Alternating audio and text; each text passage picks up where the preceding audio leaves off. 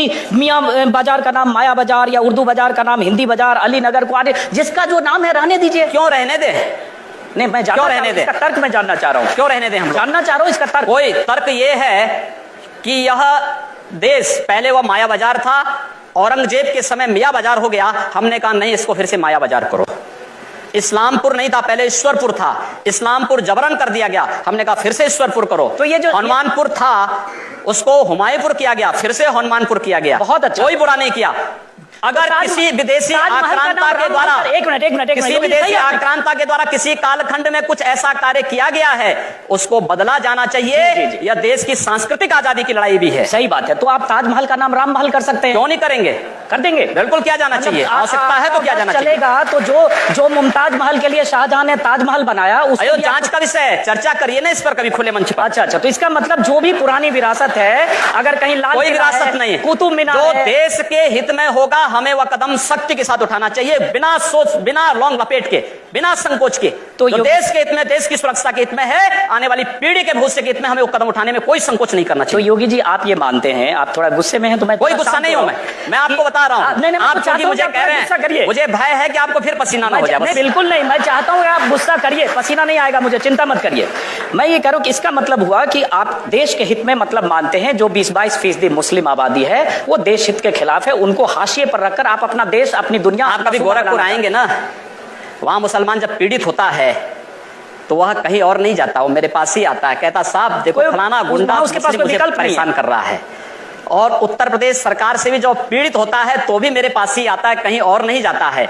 अकेले सांसद हूं जो 2-3-4 घंटे पब्लिक के लिए खुले उसमें बैठता हूं, कोई सुरक्षा नहीं, कोई तामझाम नहीं, कोई भी आए अपनी बात कहें और फिर अगर बातचीत से मानेंगे ठीक, नहीं तो आंदोलन का रास्ता वहां तय होता है। हर एक व्यक्ति की सुरक्षा और हर एक व्यक्ति का विकास आपको देखना गोरखपुर में जाकर के। एक बार इसको ये बोलेंगे, हर एक व्यक्ति मतलब हिंदू हो या मुसलमान, जो भारत का नागरिक है वो हमारा नागरिक है, उसमें जाति मत और पंथ कहां की बात आती है? जब अरे मैं सनातन हिंदू धर्म का उपासक बदलना चाहते हैं, सनातन हिंदू धर्म का उपासक हूं, सर्वे भवन्तु सुखिनः सर्वे सन्तु निरामया की बात करता हूं।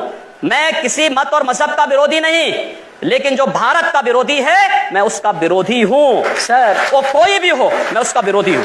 योगी जी ठीक है, तालियां बजाइए आप लोग। योगी जी, उर्दू बाजार को हिंदी बाजार बताना या बदलवा देना, उर्दू हमारी पहचान हिंदी से है या उर्दू से? मैं आपसे पूछना चाहता हूं। आप फिर मुझसे उर्दू में ही पूछिए। मेरी भाषा हिंदी है, मैं उर्दू नहीं जानता हूं। तो फिर वहां के लोग भी हिंदी जानते हैं, मैं हिंदी के नाम पर क्यों ना नाम रखें? सर सवाल तो मैं पूछ रहा हूं, जवाब आप देंगे। मैं आपकी तरह यहां आ जाऊंगा चुनाव लड़ने तो आप मुझसे पूछ लीजिएगा, आज मेरा दिन है। तो मैं ये पूछ रहा हूं कि योगी आदित्यनाथ जब पश्चिमी उत्तर प्रदेश में जिस ढंग से चुनाव प्रचार में जा रहे हैं, या पूर्वी उत्तर प्रदेश में जिस ढंग से आप चुनाव प्रचार करते हैं, और जाहिर है वहां आपकी फैन फॉलोइंग भी काफी है, क्या आपके दायरे में, आपकी राजनीति में मुसलमानों के लिए कोई जगह नहीं है? क्यों नहीं है? क्यों नहीं है? शाहनवाज हुसैन मेरे सबसे अच्छे मित्र हैं। अब डॉक्टर एपीजे अब्दुल कलाम को जब माननीय अटल बिहारी वाजपेयी जी ने राष्ट्रपति के लिए खड़ा किया था, सबसे पहला सांसद था जिन्होंने समर्थन किया था। भारत का मुसलमान डॉक्टर एपीजे अब्दुल कलाम बने, शाहनवाज हुसैन जैसा बने, पहला व्यक्ति रहूंगा जो समर्थन करेगा। लेकिन अगर यहां पर कोई ओसामा बिन लादेन को और औरंगजेब जैसे दुर्दांत लोगों को अपना आइकॉन मान करके भारत के अंदर पाकिस्तान का झंडा लहराएगा, तो फिर उनके उन विषैले फनों को सख्ती के साथ कुचलने के लिए भी सबसे पहले योगी आदित्यनाथ। यकीनन अगर भारत में कोई पाकिस्तान का झंडा लहराने की घटनाएं हुई हैं, करेगा, लेकिन होना चाहिए। लेकिन ये कहकर आप पूरी आबादी को ये नहीं, पूरी आबादी की बात नहीं की भारत में पाकिस्तान का, पूरी आबादी की बात नहीं। एक बार हम सवाल लेते हैं। हाँ, आप जिन हिंदू हितों की बात कर रहे हैं उनमें से बहुत से हिंदुओं को, जैसे मैं भी हिंदू हूँ, बहुत से हिंदुओं को लगता है कि राम मंदिर की याद आप लोगों को सिर्फ चुनाव के वक्त आती है। तो क्या आपके लिए राम मंदिर का मुद्दा सिर्फ चुनाव लड़ने का एक जरिया है, मुद्दा है, या इसके बारे में आप लोग अभी कुछ करेंगे? नहीं, हम लोग करेंगे। मैं कल ही रायपुर में राम मंदिर का उद्घाटन करके आया हूँ। भगवान राम का ननिहाल है और भगवान राम के ननिहाल में राम मंदिर का निर्माण हो चुका है, और ज्योतिषीय जो गणना है वो ये बताती है कि भगवान राम के ननिहाल में मंदिर का निर्माण अयोध्या में राम मंदिर के निर्माण का मार्ग प्रशस्त करेगा। लेकिन योगी जी जो उन्होंने सवाल, लेकिन तारीख नहीं बताएंगे।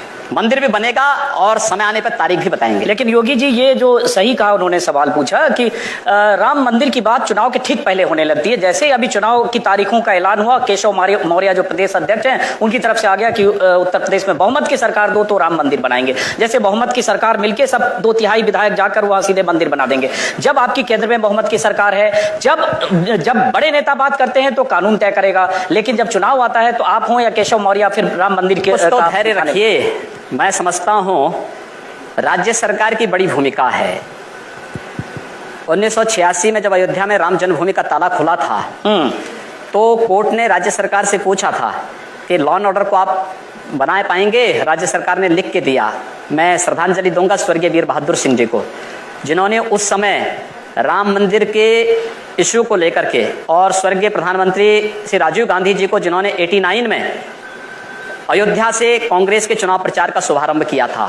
और मैं धन्यवाद दूंगा राहुल गांधी को कि राहुल गांधी अपने पिता का अनुसरण करते तो संभवतः कांग्रेस की दुर्गति नहीं होती। सवाल वो नहीं है स्वामी जी, सवाल ये है जैसे आपने कहा कि राज्य सरकार की भूमिका होती है, बड़ी महत्वपूर्ण। तो एक में सुन लीजिए, राज्य सरकार की भूमिका अगर होगी तो एक अमित शाह ने, जो पार्टी के राष्ट्रीय अध्यक्ष हैं, उन्होंने कुछ देर पहले मैनिफेस्टो जारी किया, कुछ दिन पहले आप भी मंच पर थे। उस मैनिफेस्टो में बहुत सारे वायदे हैं। वही वायदे पूरा करते करते शायद 5 साल में पूरा ना हो, तो आप वो वायदे पूरा करेंगे जो मैनिफेस्टो में दिया, या जाकर मंदिर बनवाने जाएंगे वहां जहां कानूनी मामला कोर्ट में? मंदिर भी बनेगा और ये विकास के सारे कार्य भी होंगे।